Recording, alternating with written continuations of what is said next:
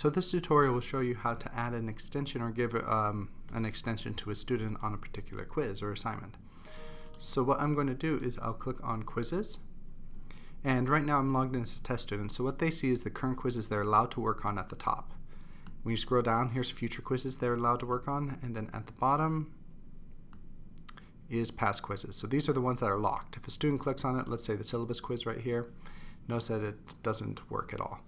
If they go back to their quiz list and scroll up to the top and click on simulation quiz, they will have the start quiz that appears. So that's what we want to do, is we want to give the start quiz option to, let's say, the syllabus quiz for this test student. So first off, I'm going to go back to instructor view, go back to my quizzes, and in here what I'll do is I'll scroll down to the quiz I need to give an extension to. Now every time you see the little key, that means I've granted special access to a student. I click on this and edit it, and in here I'll go to restrictions. Now if I change these dates, it affects the entire syllabus quiz for all the students, so you don't want to do that. What you want to do is scroll down to add special access and add a special access for user. Change the end date. What I usually do is if a student requested on the 7th, I will give them 1 week from their requested date. I found that works the best. If I went to only 2 days, sometimes that wasn't enough for the student to finish it. If I went too long, then it just opened it up for such a long period of time that they postponed it. So 1 week is usually what I found currently. It may change down the road, but that works well. Once you change this, you have to select which students will get this. Now I have noticed that the test student doesn't quite work, so I'm going to show you with selecting both my name and that one to give access to them. And that's the only reason, because when I do grant special access to the test student, it doesn't seem to work. So I'll just add special access, but if I do it for a student, it works just fine. So anyway, Sam can finish this now on the 14th of October. So we save and close this.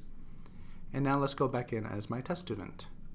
And so they come into their quizzes area, and you'll now notice that the syllabus quiz with the little arrow appears up here, and it tells them when this one now ends. So now they know, okay, so this is an option, I can now take it.